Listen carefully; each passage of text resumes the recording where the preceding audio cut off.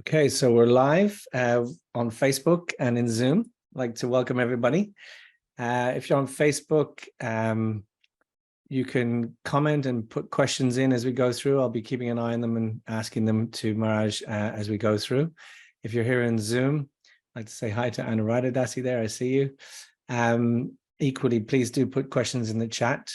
We're going to, the session will be up to an hour and a half, depending on how we go.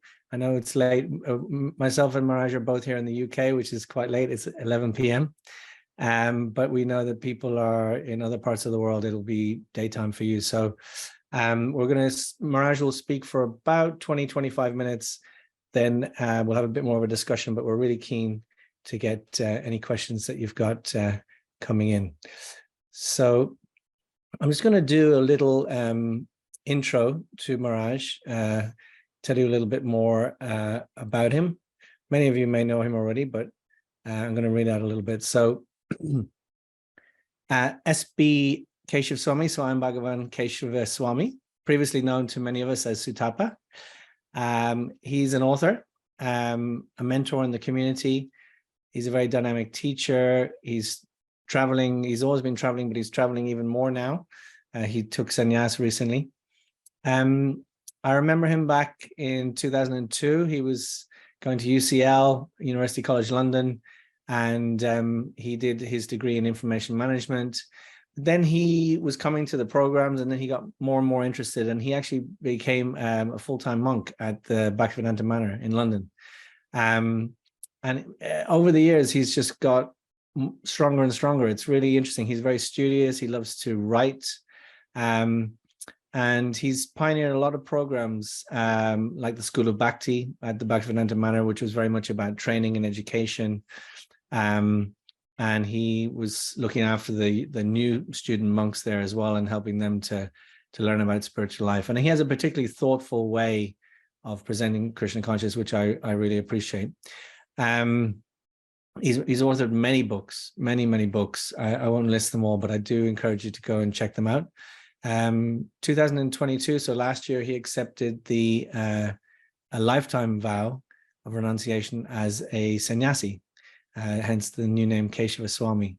And he's traveling, speaking to universities, corporates, government organizations, spiritual communities, and really bringing wisdom to these places and trying to, I guess, inject this spiritual wisdom into the world at large. So I'm going to hand over to Maharaj now, give him a hearty welcome. I appreciate you being here. I know you've been just doing a retreat and it's late, so really grateful you're here and looking forward to hearing what you have to say. Thank you so much, Ravi. Thank you to everyone for joining and those who may join after and see the recording.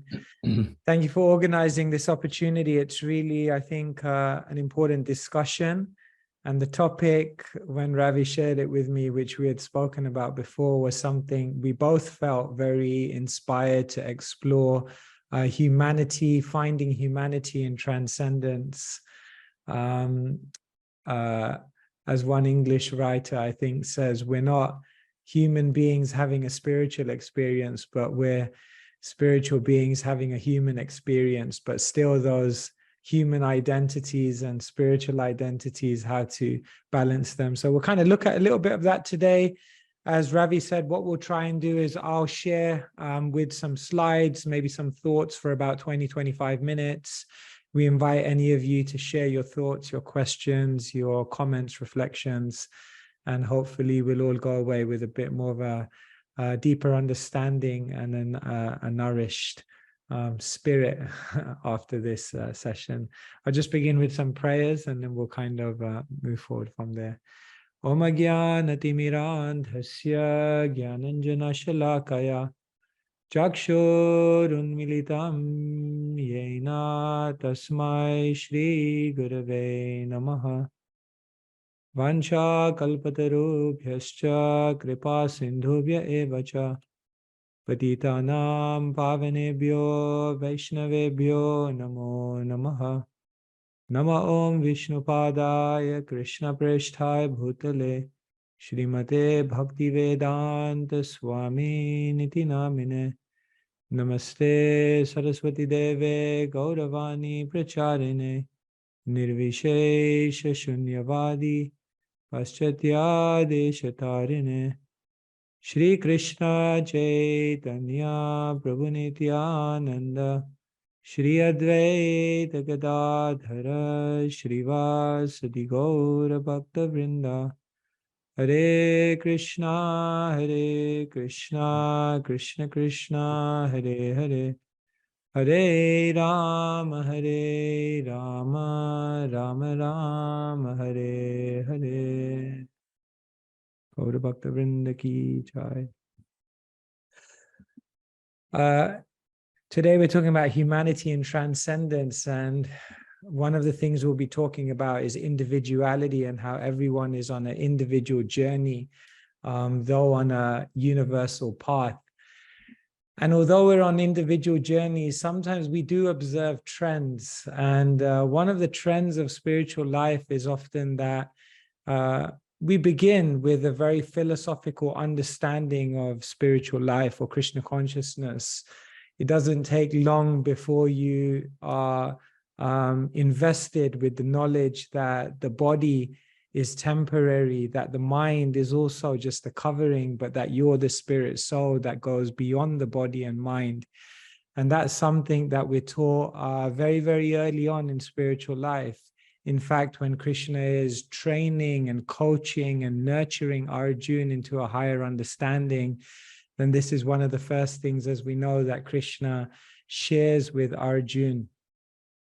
We understand that we're spiritual beings and that the body and the mind are basically coverings. And sometimes what can happen in the trajectory of spiritual life is we begin with that kind of understanding. And what can often happen is that we then conclude that the body, the mind, and everything associated with those external coverings is therefore unimportant, unnecessary, is transitory, is temporary, is illusory, and therefore doesn't require that much attention and isn't really that useful at all.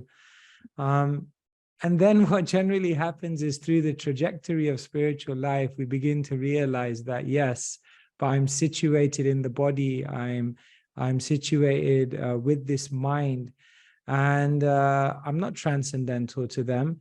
And not just that, we begin to realize that the body and mind are actually a means through which we can explore our spirituality and find connection. It's very, very interesting. In the Bhagavatam, we find two different words for the material body. In the 5th canto of the Bhagavatam, the material body is described as klesha da. Da means to give, and klesha means misery. So the material body is basically described as that which gives you misery. But it's very, very interesting in the 7th canto of the Bhagavatam, when Prahlad is speaking, then he designates the material body as arthada, or literally that which gives you the greatest benefit.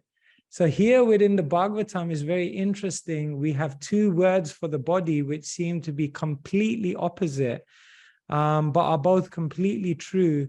Because the body can be the giver of misery and the body can be the giver of great benefit if utilized and channeled in the appropriate way. And so today's talk about humanity and transcendence really is about looking at that. I'm going to share some slides as we kind of go through this journey a little bit. And the idea is what we want to do is basically look at how embracing our humanity in the spiritual journey will not only nourish our own spiritual journeys, but will make for very, very powerful spiritual communities, which will then nurture generations of individuals who are looking to find transcendence. Humanity doesn't need to be neglected in transcendence. And humanity, on the contrary, can be utilized in a very, very beautiful way to achieve transcendence. And if we're able to do this, it will create a much more natural journey for the individual and a much more powerful and nourishing experience for those who are trying to elevate themselves in this journey. In talking about humanity and transcendence today, I'm basically going to look at it through three lenses. When I talk about humanity in transcendence, I'm going to first take it from the point of view of morality. That what role does the morality of the human being play in the spirituality of their ultimate quest? Are morals important? Are ethics valuable? Is that aspect of humanity even necessary for one on the spiritual journey? Morality is so much part of human society. So we're going to look at that. The second aspect of humanity that I'm going to look at is individuality. Because we are individuals, we look different. We don't just look different, we think different. And we don't just think different. Internally, we're invested with different abilities, different attitudes, different character traits. What role do those individual variances which we have play in our spiritual journey? Are they to be neglected? Are they to be utilized? What are the boundaries of that? We'll kind of maybe explore a little bit of that aspect of humanity. And the third aspect of humanity that I want to talk about, I've designated as relatability, if I can spell that, relatability. Apologies if I spelled that wrong. Yes, how do we relate to each other as human beings? How do we relate within our communities to each other? What kind of character, what kind of exchange, what kind of human love do we express between each other? How do we relate to the world around us? I thought that's a really, really interesting lens to explore humanity and transcendence as well, because this is something we do every single day. And so I'll just try to share some thoughts on this about three ways to find, nourish, and ultimately utilize our humanity in transcendence. One, through morality; two, through individuality; and three, through increasing relatability in our different interactions with people. I'll begin today with morality. Morality is very, very interesting, because when we come to spiritual life and we take up this spiritual quest, then we understand the spiritual principles that we're seeking in our life, the spiritual principles that we hold as our North Star, trump everything else. There's no higher principle in this world than the spiritual principle. In fact, even in Shastra, we say that Smartavya satatam Vishnur Vishmartavya najato chit sarve vidhi nisheda shur etayoreva kinkara. That always remember Krishna, never forget him. Every other rule and regulation, every other principle outlined is subservient to this. And therefore, sometimes in that understanding, if it's not complete, it can end up leading one to believe that the lower, seemingly lower human principles of life are not really that important. Now you're doing the higher spiritual principles.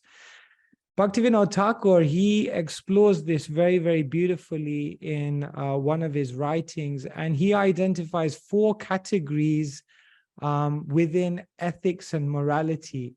He says one category within ethics and morality are basically what he calls the immoral materialists. And he basically says they are the people who have no spiritual vision of life, they have no higher goal, and they also don't believe in following any sense of morality. It's almost just like eat, drink, be merry, enjoy, and just go for it. No boundaries almost. Then Bhaktivinoda Thakur says you also then have the non-theistic moralists. And he says those are the people who also don't necessarily have a spiritual vision of life, but they are a little more refined. They're a little bit more cultured and civilized. They realize that, yeah, although there's no ultimate goal of life, we got to live together now. And because we got to live together now, we got to cooperate. We got to have some boundaries. We got to relate to each other in an appropriate way, but ultimately with the goal of maximizing everyone's sense gratification. And therefore, the goal is still sense gratification, and the morality they see helps the sense gratification because it creates more organization, more equality, and protects us from, diverting away or doing things that may restrict our enjoyment. Bhaktivinoda Thakur then says there are the moral theists. He says these are those who believe in God, but what they do, and they're moral, but what they actually do is they place more emphasis on morality than theism. In other words, they believe in God, but their main priority, more than spiritual connection, is on sub-religious principles, ethics, morals, living in a good way, appropriate conduct. And yes, God is in the picture, but the most important thing is to be a good person. The kind of people who say we serve God by serving humanity. So he says this is another category, the moral theists, who believe in God but subordinate it and place morality higher. And then Bhaktivinoda Thakur says the pretenders. He says those who are claiming to believe in God and claiming to follow a spiritual path but follow no morality and neglect appropriate conduct with others. And it's very interesting that Bhaktivinoda Thakur gives this analysis, because basically what he's saying is that none of these are actually perfect. Clearly, those with a material view of life, whether they follow morality or not, their morality is ultimately for sense gratification, even if it is there. So he says that's out of the picture. Clearly, the pretenders, that doesn't work in terms of advancing our spirituality because they cause harm. But then he also says that subordinating your spirituality to morality is also going off the scale on the other side. And so how do devotees deal with morality and how do they incorporate morality? I think Bhaktisiddhanta Saraswati Thakur summarizes it nicely here. He says, we do not confine our conception only to worldly morality. Our ambition is to attain the morality of transcendental love of God, which is the ultimate goal of everyone's life and which is beyond all forms of ordinary and extraordinary morality. So Bhaktivinoda Thakur, Bhaktisiddhanta Saraswati Thakur is saying, we want to attain transcendental love of Godhead. That's the ultimate morality. He says, when a pure soul is situated on the transcendental platform of love of Godhead, worldly morality appears insignificant. Now remember, he says, when a pure soul is situated on the transcendental platform, then worldly morality appears insignificant. But then he says, at the same time, devotees are neither opposed nor attached to worldly morality. Rather, all forms of morality stand in attendance on spiritual morality. This is very, very important. Just as a maidservant becomes glorious by serving an exalted personality. Our acharyas are basically teaching that worldly morality is definitely subordinate to spiritual realization. In spirit, the ultimate aspiration of a devotee is to do what Krishna deems to be right, because Krishna is all good, and whatever Krishna deems to be right is the ultimate morality. However, in pursuance of that ultimate spiritual morality, which requires a high level of spiritual consciousness and a high level of spiritual connection, what our acharyas basically teach is that practicing worldly morality in such a way that it actually nourishes one's spiritual consciousness and spiritual journey is actually very, very much required and very, very much encouraged. We constantly find in the Srimad Bhagavatam a kind of tension between dharma, I won't say tension, or balancing between dharma and bhakti, because we understand that the following of dharma is ultimately meant to lead one to bhakti. Bhakti is ultimately placed on the highest level. However, we're constantly seeing that Sri Chaitanya Mahaprabhu's associates are honoring worldly morality. They're honoring principles of society. They're honoring various codes and conducts of dharma, knowing that preserving those principles will allow one to create a fertile place in their consciousness, character, and heart for spirituality to appear. And therefore, perhaps one thing we can think about first and foremost in our own life and then in our communities is how are we actually promoting morality in such a way and ethics in such a way that they will create for better character, greater sensitivity, and basically a more fertile consciousness from which genuine spiritual realization can come about. Because often what happens is we go to one extreme or the other. Either we neglect morality, thinking it to be unimportant and worldly and something on the material platform, or what we do is we embrace morality without understanding that the ultimate morality is to follow Krishna's guidance as the all-good. And therefore we place morality higher than divinity.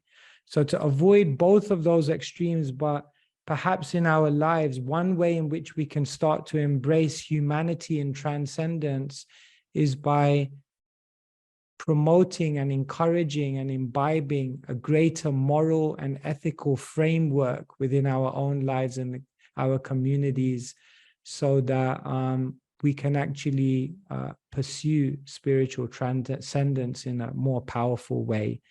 So this is the first kind of point I want to kind of put out there for everyone's consideration, that morality is a very, very important thing within transcendence and spirituality. The second area I want to go to is individuality. One of the main concerns that people often have when they come to a religious movement is loss of individuality. They feel they will have to dress the same way, have the same ideology, follow the same lifestyle, be situated between all of these rules and regulations.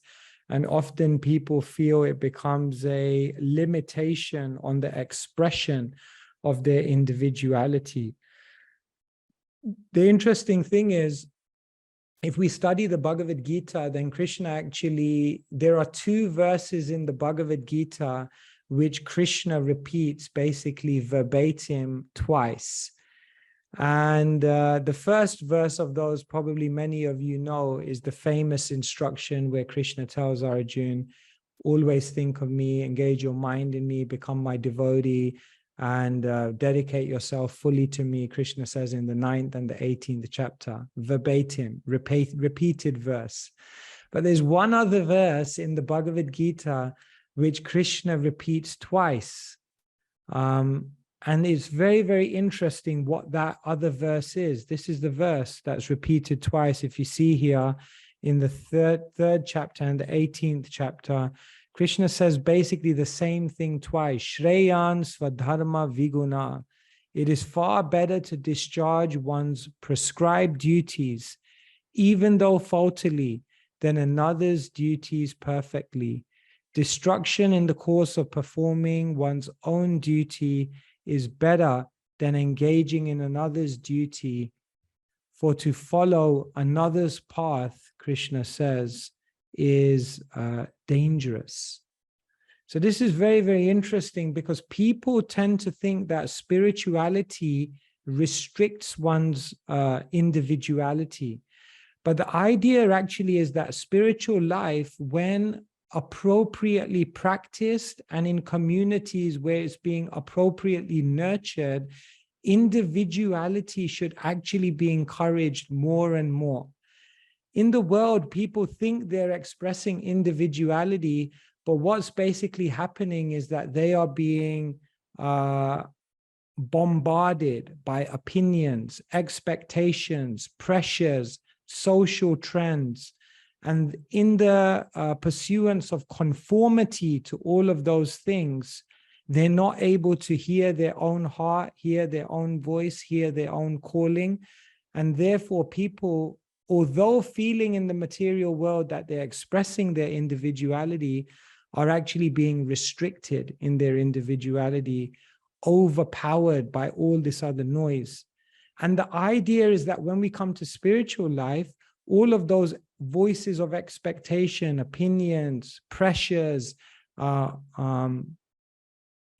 trends, all of those things should actually become somewhat subdued, and the devotee should find a space for themselves to find their own calling. But the difficulty is that sometimes someone may leave the material world, come into a spiritual community, and they find themselves in that spiritual community being bombarded by another set of opinions, expectations, pressures, social traditions within a spiritual community. And therefore, the same thing then happens to them, and they're not able to express their individuality. So I would suggest that in our own life and in our communities, the second way in which we can embrace humanity and transcendence is by encouraging individuality, by encouraging authenticity, by encouraging each of us, all of us, in the different roles that we play, to play them in a way which is very, very true to ourselves and in a very, very natural way.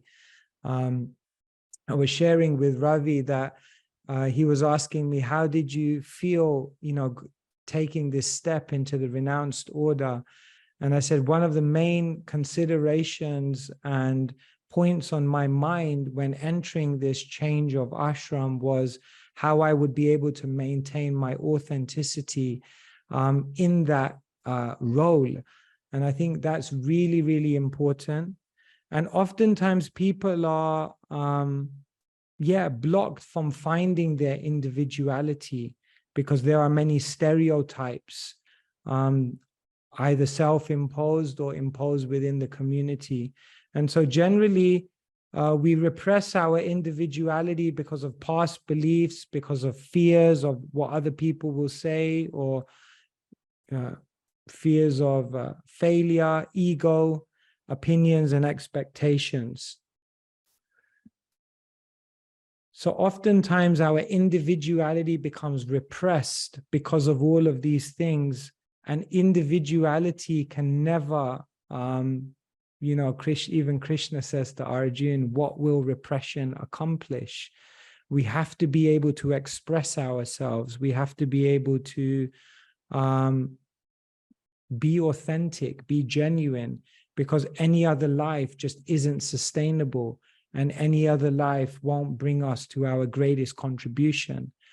And so the second aspect I would suggest we look at when we talk about finding humanity and transcendence is how can we in our individual lives and in our communities allow expression of individuality within boundaries where it won't cause any spiritual danger, but rather create spiritual opportunity and growth for everyone. And we see this, that, the acharyas are all completely Krishna conscious, but very, very individual. There's a famous story that Gaur Kishore Das Babaji, once he was instructing Bhaktisiddhanta Saraswati Thakur, we know they were very, very different in their individual personalities. And Bhaktisiddhanta Saraswati Thakur said, my spiritual master gave me 3 instructions. Number 1, never make any disciples. Number 2, never associate with materialistic people. And number 3, never go to Calcutta. And Bhaktisiddhanta Saraswati Thakur, he said, I followed him perfectly. And it was an interesting point. And then Bhaktisiddhanta Saraswati Thakur qualified himself. He said, because I never made any disciples, I saw all of my disciples as my spiritual teachers. He said, I never associated with materialistic people because whenever I was in the midst of others, rather than taking association, I was trying to share my association or share the association of my predecessors. And he said, when I traveled to Calcutta, I was never actually in Calcutta because I always stayed in the association of the devotees. And therefore, I was not living in Calcutta. I was living in a transcendental, sacred space. And so this is very, very interesting because he was completely aligned with his spiritual teacher. He understood the essence of what his spiritual teacher was telling him when he gave those instructions. But what he was then doing is living it in his own individual, authentic way. He was not trying to be a copy of his spiritual master, but was embracing his own role, his own individual, unique contribution, while being completely aligned with his spiritual teacher. And so I would suggest that we really deeply think, how can we all find our own individuality and create atmosphere where individuality and authenticity really flourishes.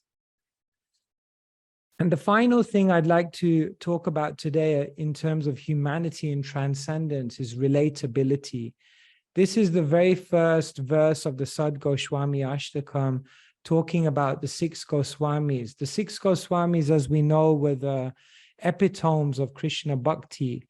We know that in the spiritual world, they are manjaris, they are the closest confidential servants of Sri Sri Radha and Krishna, the divine couple.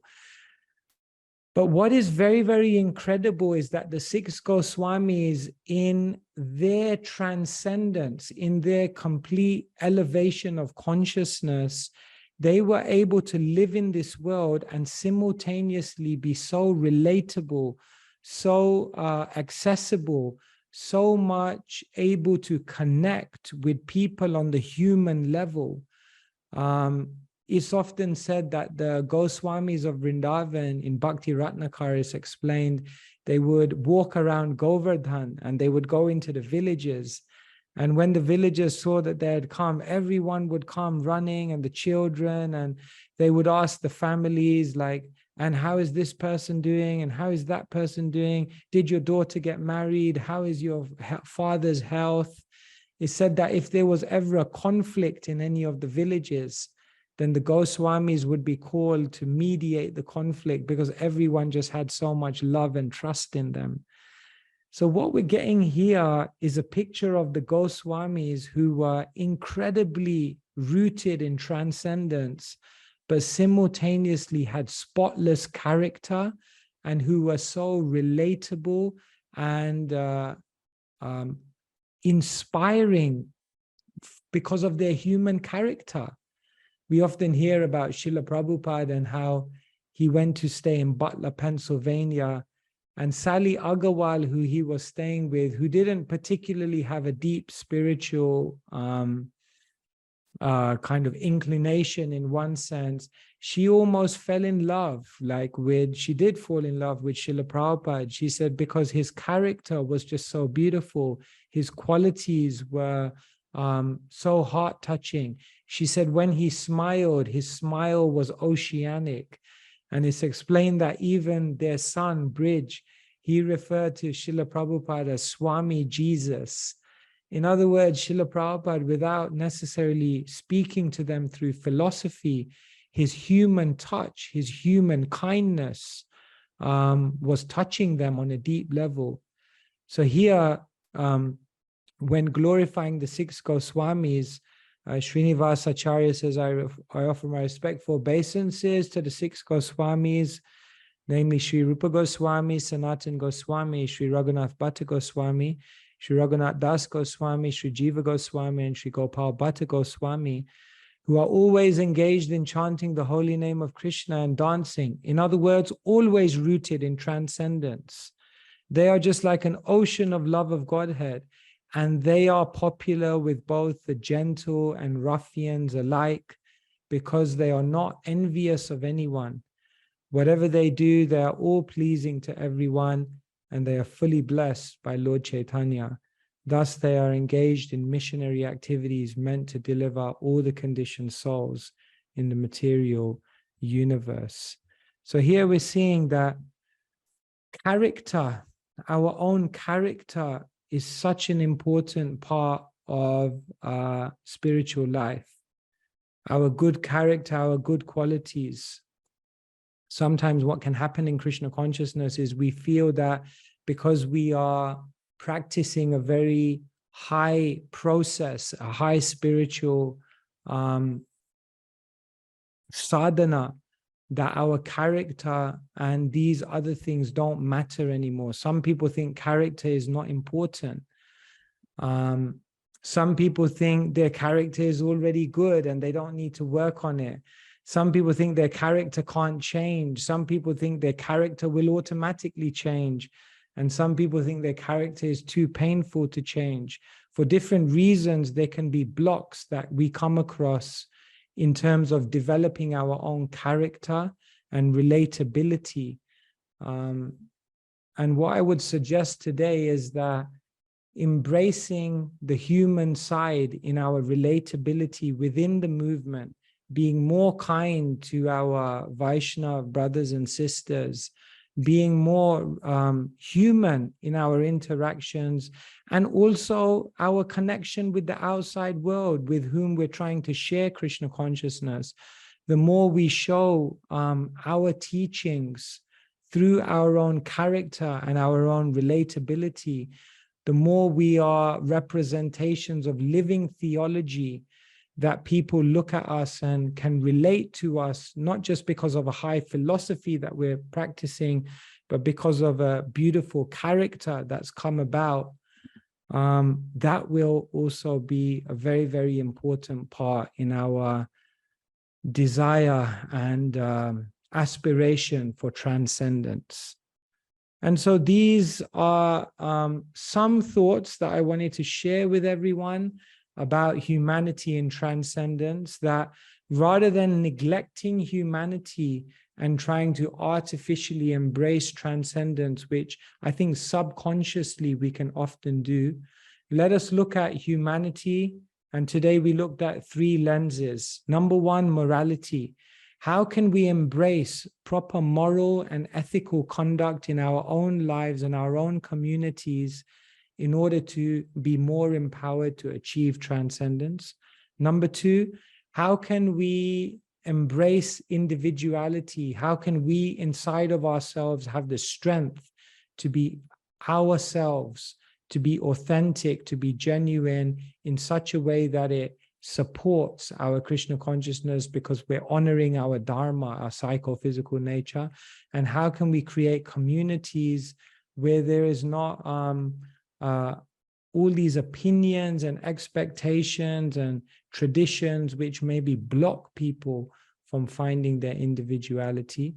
And the third aspect of humanity is how can we be more relatable? How can we have better relationships because of our human kindness, because of our character, our qualities? How can we do that within our movement? And how can we show to the world through our character that Krishna consciousness makes us better people, and Krishna consciousness empowers us to have relationships in the most beautiful way? I would suggest that these three aspects of humanity can very much support our endeavors for transcendence. Thank you very much for the opportunity. Share some words, and happy to have some discussion. Yeah, thanks so much, Maharaj. Really, really interesting. I have a couple of things I'm going to just ask Maharaj, but please, the devotees who are in here in Zoom, if you've got any questions, either put them in the chat or press the raise hand button, and we'll ask you to ask your question. Maharaj, I thought you thought about that really well, especially in terms of how those three aspects of humanity can support transcendence. I just wonder as well, though, so it's maybe a bit more broadly around humanity in general for devotees. So for those of us who maybe, take it up completely and spend some time in a temple, a lot of the things that we might have associated with our humanity, we oftentimes might give them up.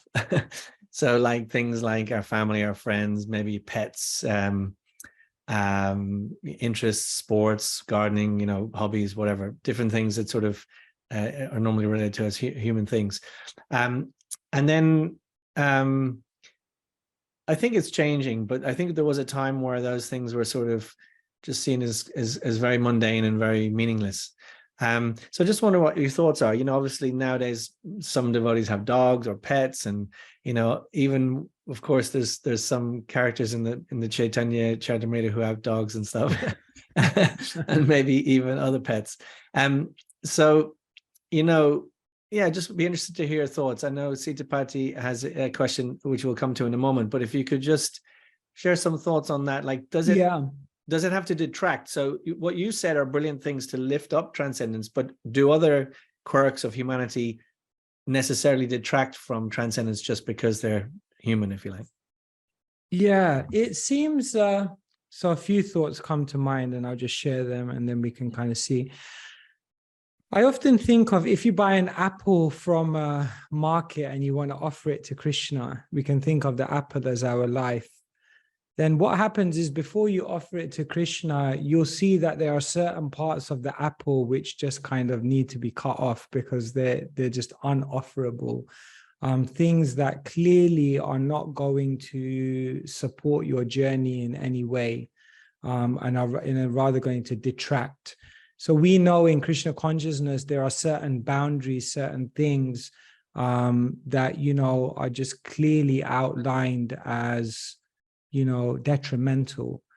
But then we see that there are other parts of the apple that if you just put it under a tap and you kind of cleanse it and you, then, they're not such a problem. So it seems that there are things which are completely out of the realm. And it seems that there are other things which can be redirected and utilized appropriately.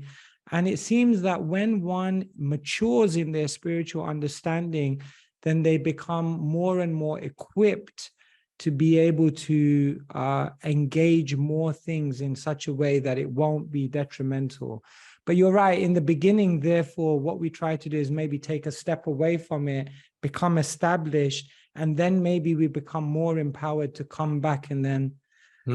That's a really valid point, actually. It depends on where you're at in the journey. That's a good point. Yeah. And just one other thing which comes to mind on this, in the Bhagavad Gita, you basically find three kind of darshans of the world. You find the karma darshan, which is that let's try and enjoy the world. And then you kind of get this jnana darshan, which is like escape the world. And then you kind of get this bhakti darshan, which is like engage with the world. And it seems that they're not just three separate darshans, but it almost seems in the life of a devotee, you basically go through that. You're trying to enjoy the world, and then it doesn't work. The thesis doesn't work. So then it's like the antithesis, like just reject the world, eject yourself, distance. And then it's like the synthesis, which is like, okay, how do we now come back and appropriately deal with this? So I would suggest that everyone, again, we're talking about humanity and transcendence. So everyone's an individual and does it in different ways. But yeah, I think as we mature and we become spiritually deeper, we become more equipped. Therefore, you see someone like Bhaktisiddhanta Saraswati Thakur, who could do all kinds of incredible things in terms of yukta vairagya, that others would hesitate to do, but that was possible because of his deep spiritual realization. Yeah, definitely. So Sitapati has a question. What's the definition of morality? But he's raised his hand, so I'm going to invite him to. He's just come on there. I'm going to. Yeah. Hi, Sitapati. How are you doing? Would you like to ask a question? Krishna.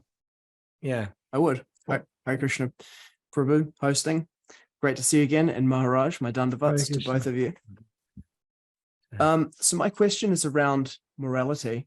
At the beginning, you from Amrita Vani, you contrasted or placed together morality and transcendental morality, spoke about the importance of morality. I may have missed it, but I don't know if you actually defined what is morality. Yeah, I guess in this context, when we talk about morality, we're talking about, I guess, when we're talking about spiritual morality, the type of behaviors, mindsets, values, and attitudes that will culture an appropriate consciousness from which spirituality and Krishna consciousness can grow. So basically, my understanding of morality in this context is talking about, the behaviors, the kind of the attitudes, and just the principles by which we make decisions.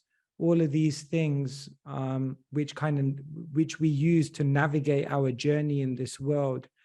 The morality is what are those things that you've accepted on that journey that will then help you towards your goal. Buddy, did you have another? Did you raise your hand again? I think I do. Yeah. If I could ask a follow-up question. Yeah. I'd like to throw a curveball one to Maharaj to see how you hit it out of the park.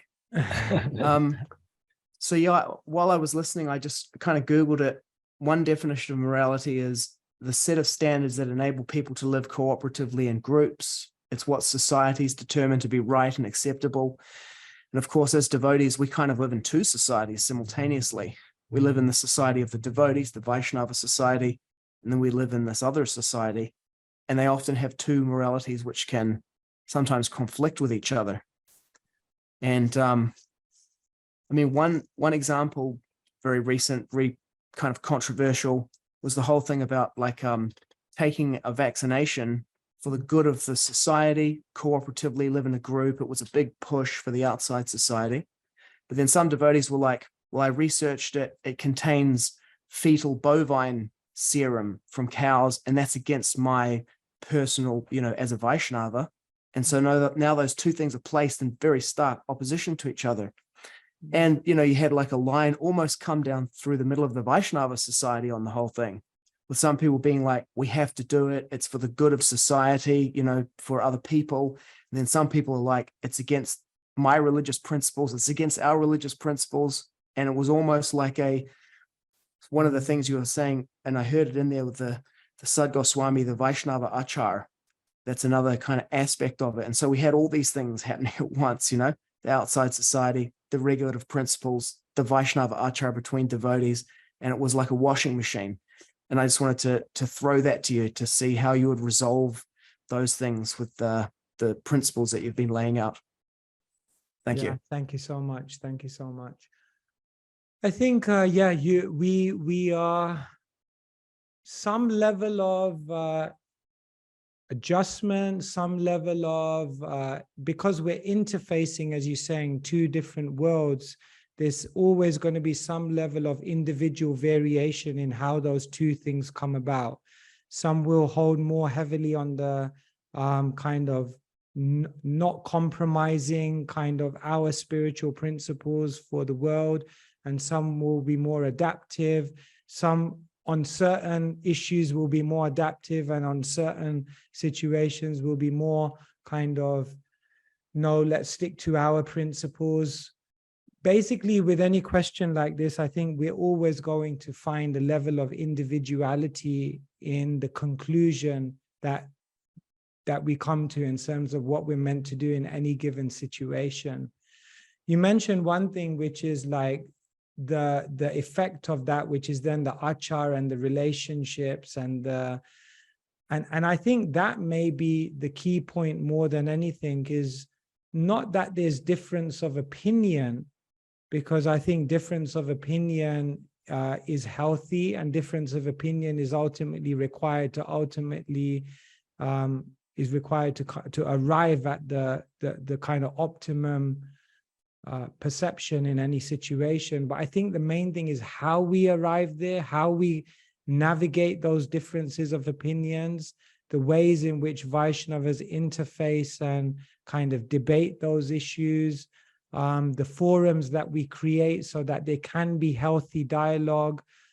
Maybe what we often experience is because we haven't created enough healthy forums and boundaries and opportunities for that discussion to go on progressively.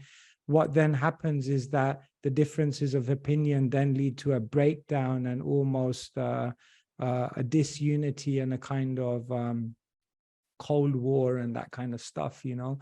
So I think we're not gonna get the second aspect of humanity and transcendence was individuality, and therefore humanity means we all have an individual approach to understanding any given issue. But I think, how do we manage individuality, create unity in diversity, and create forums where there can be appropriate exchange of ideas so that every disagreement doesn't have to descend into an argument, which then creates split.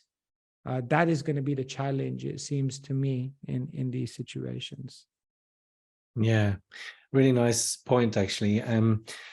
And I know it's very different from the particular example that Sitapati gave, but I was just thinking about that, you know, when we talk about having different sets of morality potentially. So, you know, sometimes we may, well, I've heard it in the past, and I'm sure many devotees may have, that there's a sort of a sense of morality which is, well, we can steal those flowers because anyway, Krishna owns them, really. So we can just take them. Or we, let's say it was a long time ago, but there was a petrol strike, and there was massive queues of cars queuing up for the petrol. But because the devotees are going out to do Harinam or book distribution, wherever, they think they can just completely skip the entire queue and go in. Or, you get a parking ticket and, we don't have to pay these things because we're on the mission from God, or whatever it is, So it's kind of like, I think it's a dangerous territory, a bit of a dangerous territory personally, when you go into kind of having, like we have our own morality, which is sort of different from the world that we live in. I mean, certain things like principles and stuff, of course, but I just think it can be a bit of a dangerous territory personally. I wondered what you thought. Yeah, and Srila Prabhupada talked about this. He talked about the concept of loka vichar, that the devotee should always be conscious of the public opinion. And I think if you would do a search on Vedabase, Srila Prabhupada does talk about that often. And therefore, because we're not just that we're living in a society, but that we have a purpose in this society, which is to try to share Krishna consciousness powerfully and dynamically, there's a sense in which if we become too divorced of public opinion, then we can be just seen as irrelevant, and it may build barriers between us and the world.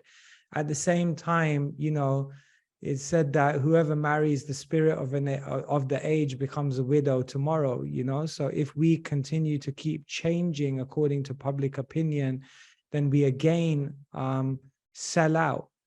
So how do we navigate that? Again,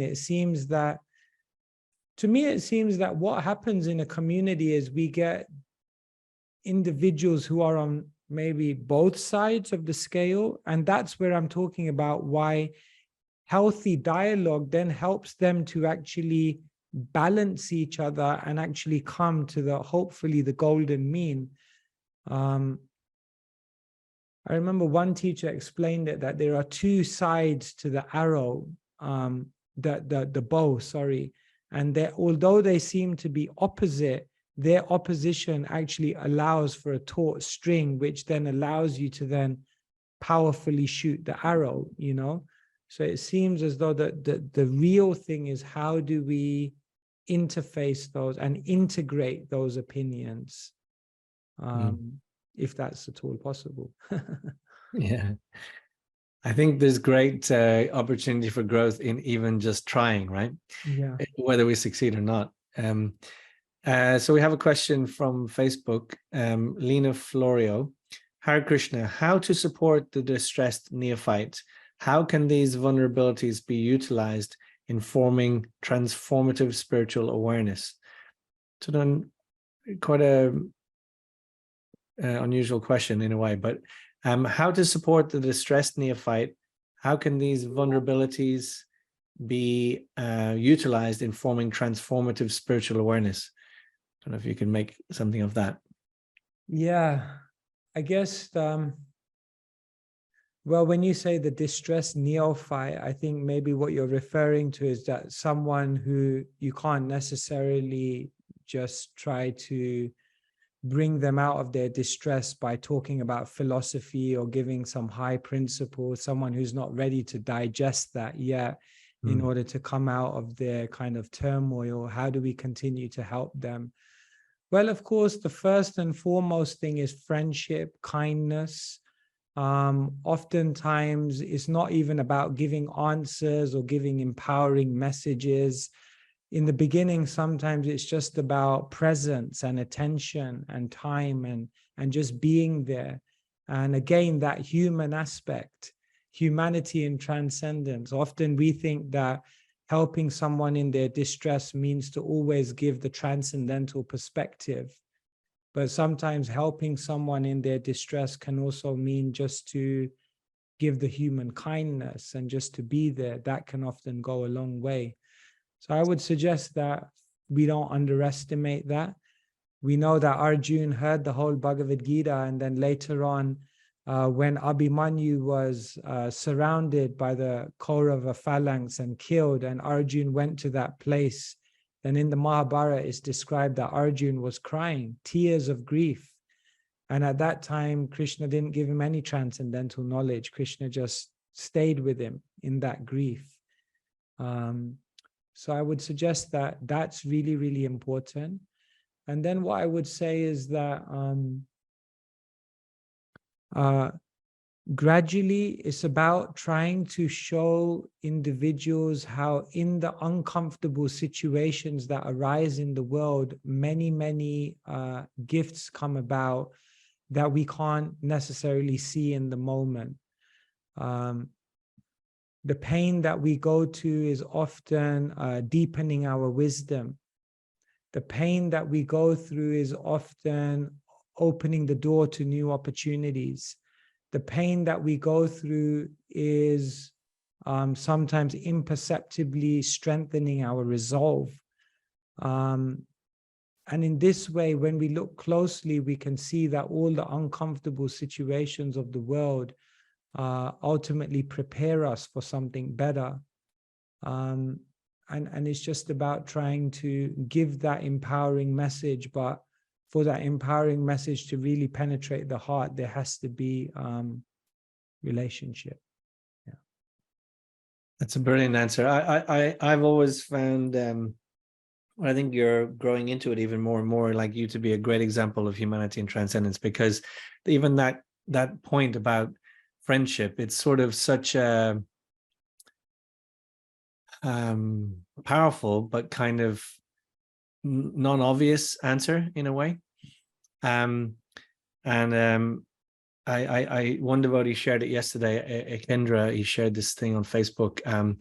Apparently Viktor Frankl, who wrote the Man's Search for Meaning, wrote the book. He was sharing a story that Viktor Frankl, I don't know how the circumstances were, maybe he was volunteering or something, but this woman rang him up in the middle of the night and said she was going to kill herself. And he stayed up for hours talking to her, and he gave her all these, he listened, he gave her all these great reasons why she shouldn't do it. And then she didn't kill herself, and he had opportunity to speak to her later, and he said, well, what reason was it that I gave you that you didn't do it? She said, none of the reasons were the reason. It was just the fact that there was a person in the world that would stay up in the middle of the night listening to me that gave me faith enough that this world, it was worth living, you know. And it was, it's such a, so important, isn't it? Often underestimated, friendship and relationships and stuff. Yeah, and just you mentioned Viktor Frankl, and just on this point of turmoil and difficulty and how to give, he mentions in his book, he says that the last human freedom is the freedom to be enthusiastic about life. He says everything can be taken away from someone, but when the enthusiasm for life has been taken away from them, then that signifies death. And he said, so he was talking about how many in the concentration camp lost that hunger for life, and therefore, but he managed to preserve it. And I think that's really, what I try to share with people who are going through difficult situations, perhaps the loss of a loved one or something like that. I try to share with them that life will never be the same. That's true, but life can still be beautiful. And that's really the message, to not deny their pain, to not deny their loss, to not deny the discomfort, but then to empower them with a vision of what lies beyond that. Yeah, it's beautiful. I had one last question I wanted to ask you. It was really interesting to hear those two verses that are quoted twice in the Bhagavad Gita. I thought that was really interesting. I didn't know that, and but particularly that one about prescribed duty. So what I was thinking was, what does it mean, prescribed duty? Because we hear a lot now about this kind of narrative that like circumstances and your family's expectations or your belief of what you're possible to do will mean, I'm destined to just be like whatever, a carpenter or an accountant or whatever it is. Like, that's my prescribed duty. But then someone else can turn around and go, no, it's not. That's just because you just think that you're just seeing it like that. Actually, you could do something so much different than that, or maybe better than that, or whatever, so in a sort of a caste type system, it's easy to sort of understand. Someone will tell you this is your prescribed duty, or even, your inclination to some extent.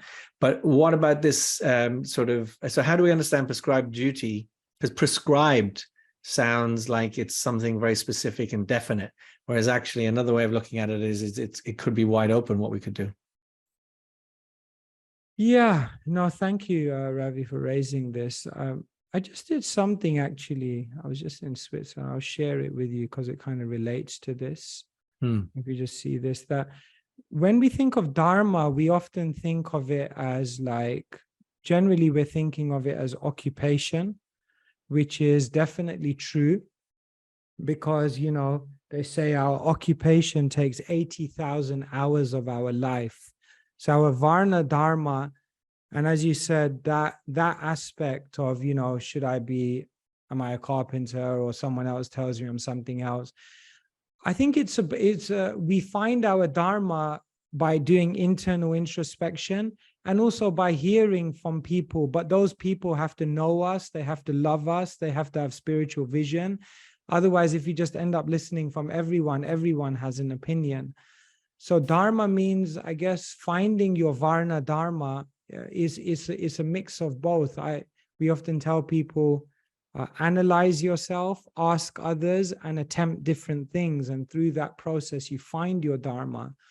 But then Dharma doesn't just mean your Varna Dharma. You also have an ashram Dharma, like you're in a certain life stage, People come to Krishna consciousness and often they've already created a set of material responsibilities and a certain life situation, and that has to be honored. You can't just eject yourself from that because now you're on a different journey and you have to find a way to integrate.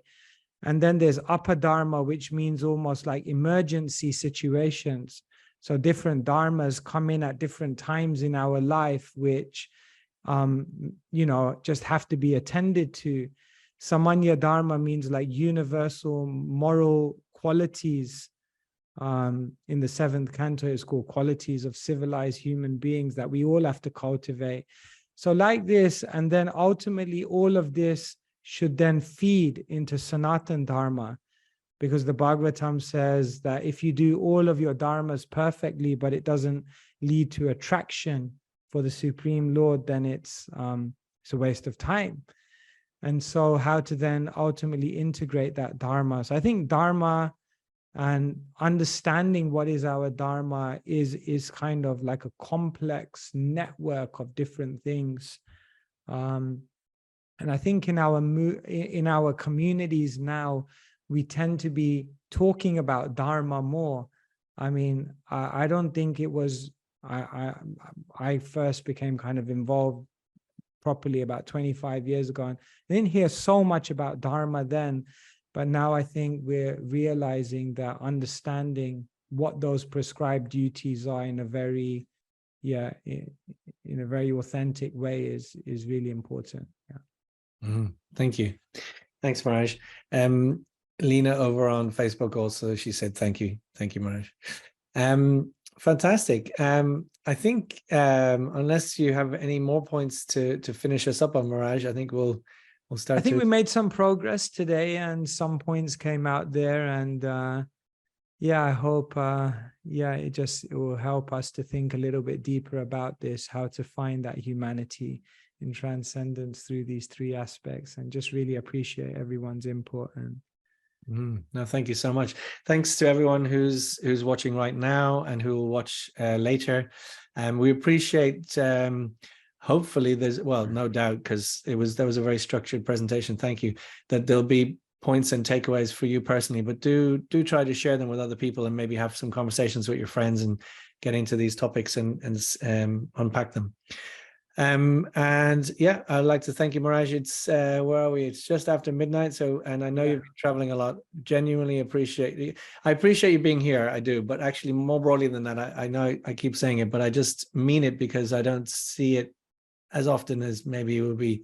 You know, you're like a fresh generation, and you have that. I really believe you have that humanity, and at the same time, you're very serious on the path. So, a great combination. Thank you. Thank you so much. Thank you, everyone. Thank you, Sitapati Prabhu. Bye-bye. Good evening, everyone. Thank you.